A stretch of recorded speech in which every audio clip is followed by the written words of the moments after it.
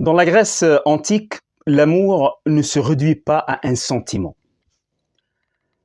Il s'impose comme une question, une inquiétude fondamentale, un manque qui pense et met l'âme en mouvement. Le texte fondateur de cette réflexion est le banquet de Platon. Lors d'un festin donné chez le poète Agathon, les esprits les plus brillants d'Athènes se réunissent pour dire ce qu'est l'amour. Autour de la table, les paroles circulent comme le vin. Et peu à peu, deux visions majeures se font face. Le poète Aristophane ouvre le débat par un mythe. Il raconte qu'autrefois, les êtres humains étaient des créatures complètes, doubles et puissantes, réunies en un seul corps. Mais pour les punir de leur démesure, Zeus les sépara en deux. Depuis, l'homme avance divisé, habité par une absence intime. L'amour devient alors la nostalgie de l'unité perdue, la quête obstinée de la moitié manquante, l'espoir secret de redevenir un. Socrate, lui, ne se laisse pas séduire par la seule beauté du récit. Il déplace la question. Aimer, dit-il, c'est désirer.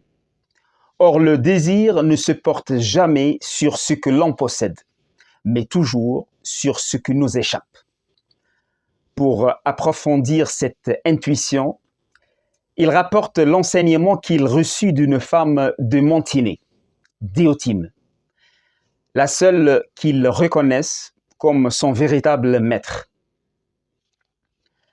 Diotima révèle alors la nature profonde d'Eros. Il n'est ni Dieu, ni mortel, mais un daimon, un être intermédiaire, un passeur fragile et inquiet entre le manque et l'accomplissement. Elle en raconte la naissance. Le jour où les dieux célèbrent Aphrodite, Pénia, déesse de la pauvreté et du manque, s'unit à Poros, dieu de la ressource, endormi et ivre de nectar. De cette rencontre naît Eros, porteur d'une double origine, toujours pauvre, rude, errant, sans demeure comme sa mère, et ingénieux, audacieux, infatigable chasseur du beau et du bien comme son père.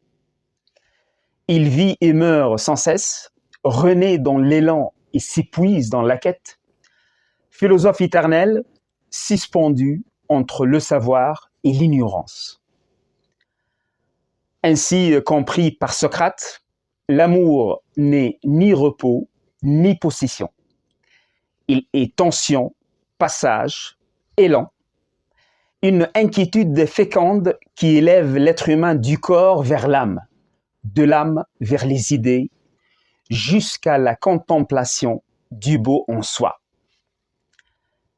Aimer, ce n'est pas combler un vide, ce n'est pas posséder l'autre, c'est accepter le manque et en faire un chemin. Entre la quête de l'autre et l'aspiration à l'absolu, l'amour demeure une tension vivante, jamais résolue. Et peut-être qu'en ce jour de Saint-Valentin, le plus beau geste d'amour reste encore de penser.